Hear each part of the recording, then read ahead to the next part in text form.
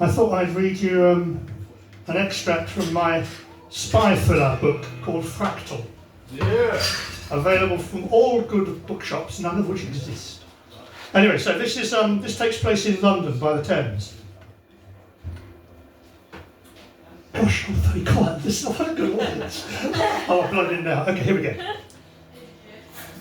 They took coffee in the cafeteria on the lower ground floor. She refused a slice of cake and he selected a piece of flapjack. When they'd finished, they made their way back across Waterloo Bridge. The sky was orange to the west and the city was beginning to come to life again after the late afternoon lull. They took the steps down onto the south bank and walked side by side, hands in pockets, towards the Tate Modern. Harriet knew she was hypervigilant. She could hear her heart pounding in her ears, and she noticed everything, every detail. The child licking at an ice cream and stuffing it into the cornet before it melted. The dog sniffing from tree to tree, the juggler setting up his multicoloured stall, the red-eyed drunk with grey and matted hair, coughing in the subway. It was getting dark now. An interstitial space imposed itself between the clarity of daylight and the sharpness of artificial illumination at night. Though still warm for the time of year, she drew up her collar against the cold. But the cold came from within her. Her thermostat was awry. Suddenly she felt a flush swarm over her heated body, like the toe of a drag of a red-flagged tide.